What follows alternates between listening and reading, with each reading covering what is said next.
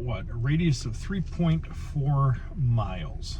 So we are trying out something new, a new adventure where we aren't in control at all. Randonautica, something along those lines. So we're starting out over here at Timothy O'Toole's on Milwaukee Avenue in Libertyville, and with a radius of about 3.5 miles, we are supposed to set our intention. Dan's looking for something creepy. I'm in the same ballpark. I'm looking for an active haunting. Right, we could walk up and see a ghost. We're gonna put down active haunting. So we're not putting that into the app. We're just thinking that. We're putting that intention out, which is what the app is asking us to do. And you put the intention in. So we're gonna try this. So let's see. Hitting start. And so then we go to wherever the pin lands. I'm gonna do the mindset. Active haunting. Active haunting. Active haunting. Active haunting. Active haunting. Active haunting. Let's walk up and meet a ghost. Active haunting. Okay. Active haunting. Engaging quantum entropy. The as you said, the Bohemian Grove owl is seeking for us. Active haunting. Active haunting. So apparently people have had weird or eerie, uncanny experiences using this app. We're giving it a go. On the eve of doing a ghost tour tomorrow, as we're recording this for myself, going all over Lake County tomorrow, so we might as well come down. And we're going just outside of, actually know where that is. Independence Grove. Yeah. Just right. Go. I think that's actually near a haunted hotel. Okay, you hold that. We're not far away, actually. Engage. So yeah, there's the gate right at that bend. Wait for it. It's a haunted hotel right there, so we're not too far from. And of course, St. Sava Serbian Monastery is right up there, which has some wild stories. Now what? Okay, we're in a neighborhood. We are in the first ring and now the second ring of the target. Keep going forward. Then we are as close as we can be without going through someone's yard. We are in a bold circle. So it's over that way. The owl itself. The owl is in that meadow. That's a lot of ticks. Good point. Maybe that's why you can't get too close. All right, well. All right, so after the last attempt, so this is that's where it wants us to go. That was a no trespassing sign in the front of it. God almighty. So that makes it difficult.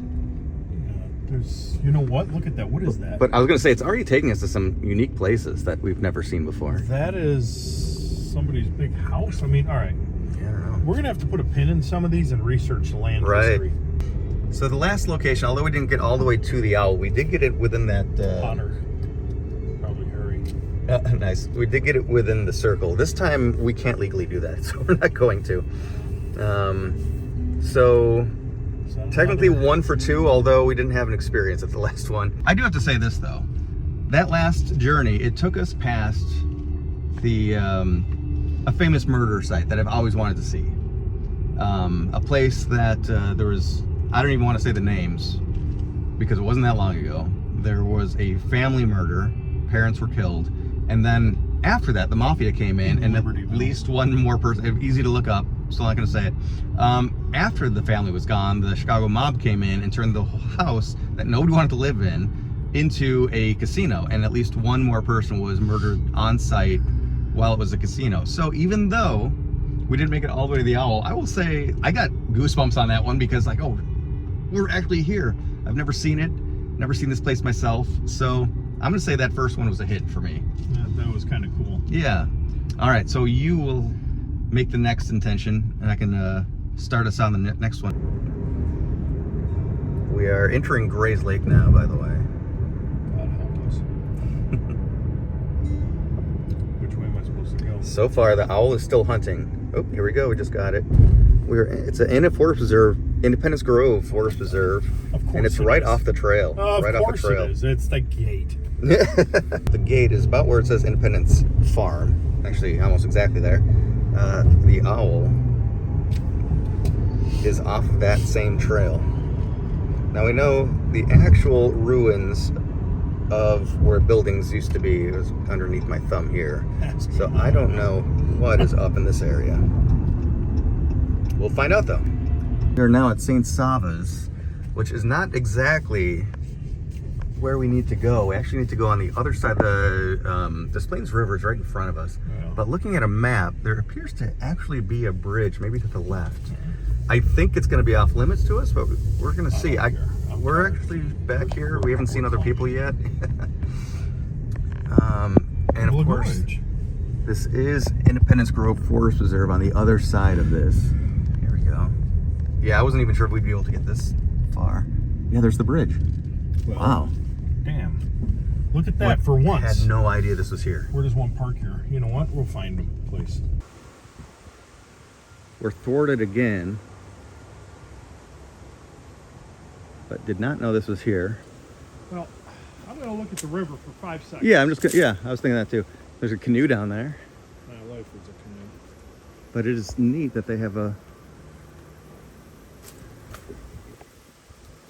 bridge that goes over the river.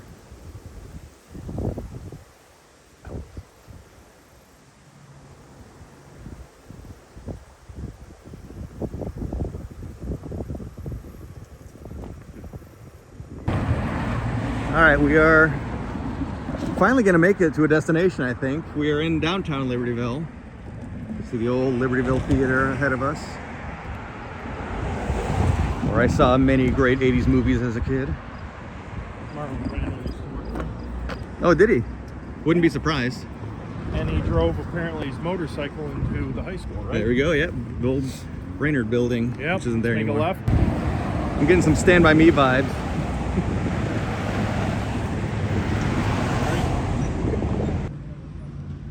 We are within the zone. We're in the zone. I feel it. The zone.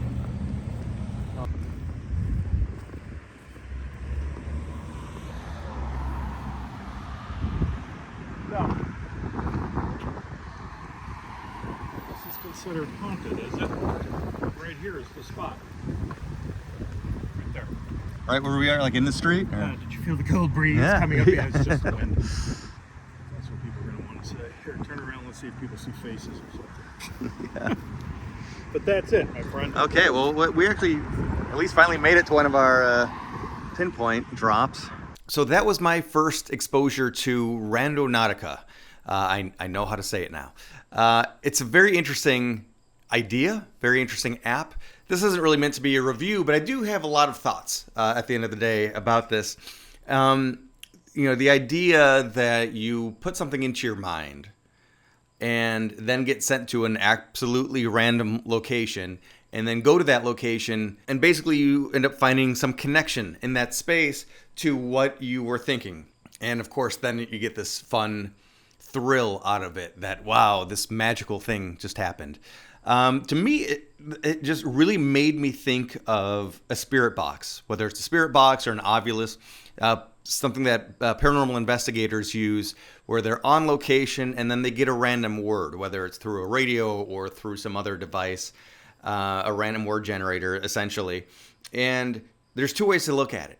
One, that there's intention there, that it's the universe putting things together. And then as you get these different words, you start to piece together a story that backs up what you already know about the place or the alleged hauntings or the history of a location. And you find these patterns, which is what we all do. But there's a lot of people that believe that these random things, there's nothing random about it, that there is some sort of intention from the universe, from wherever, that coincidences aren't coincidences. They're these synchronicities that they all line up because they're trying to send you on a certain direction. You do you, whatever you want to do, whatever you want to take away from it, it's your prerogative. I will say, though, that the first location that we were sent to, I was about to do a haunted history bus tour the next day in Lake County, and I've got another one coming up in October. And so, of course, I thought, well, I want to go to a haunted place. So that was the intention I was putting into the app, because then I'd be able to talk about it on the bus the next day and it would be cool. And really, it ended up taking me to a location that I'd always wanted to go. We never actually made it all the way to the pin because it was just in a remote field and couldn't quite make it there. But even getting as close as we could, it brought me to a location that I'd always wanted to go, a place I'd never been to before, a place with a alleged haunted history. The house is no longer there. So that alone, I could see something of a sign. And on top of that, shout out to Bob Jensen, who is a longtime paranormal investigator and researcher in the Lake County area. And just earlier that week, completely randomly, he sent me, it was an article about that house being up for demolition. I don't know why he sent it. It was just random. He said, I stumbled across this and thought you'd find it interesting. And of course I would. But he sent me that just days earlier. So if we're looking for these synchronicities, boom, we absolutely hit it over and over again, that I was for whatever reason meant to be at that location on that day. Now, nothing happened. I didn't have an experience, but it was still just bizarre and fun, interesting coincidence. Beyond that, talking about the app, I was already loving it because even though I was in an area, a town I've been in a lot. I mean, I grew up really close to there. It was sending me down some side streets that I'd never been to before and seeing interesting and cool things. And when I got home, visiting my parents, talking to my dad, I mentioned where we went, and he had his own experiences, not paranormal or anything, but the picnic grove behind the Serbian Monastery, which I never knew was there. My dad has memories of going there as a kid, winning three-legged races as part of the construction workers picnic. So that's really cool. That was a conversation that I wouldn't have had with my dad without this app randomly sending me to this area. And just in general, anything that gets people to go out and explore the world is a great thing. Now, obviously, you have to use your discretion. Dan, works in an official capacity, so he is definitely not going to be doing any trespassing. And of course, I'm too old for that kind of stuff too. So, know your limits, respect private property, that kind of stuff, because the app doesn't know. It's just throwing a dart, basically. I don't know what is all going on while the animated owl is flapping its wings before the pin drop is laid. But whatever the case, it certainly doesn't care if it's sending you somewhere where you're legally not allowed to go. So obviously, if you're using this app, be responsible. But that's it. That's my take on it. I would not mind at all using this again to just play around and see what happens. I know a lot of people have had other experiences that seemed uncanny, seemed maybe even unsettling at times. But I really do think it is kind of just like a random word generator, and then you end up creating a narrative out of it.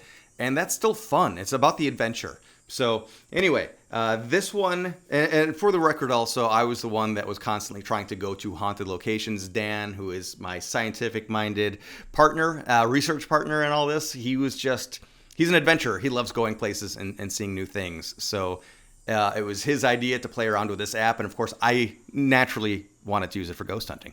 Anyway, thanks for watching. And if there's any topics that you want me to cover, or stories or locations, always drop a line. I've shot so many more videos that I have not had a chance to edit. I'm deep in some huge edits at the moment, but I'm very excited to get back to doing spooky stuff, especially now as we are getting into the fall. Thanks for watching, and I do want to know, what's your ghost story?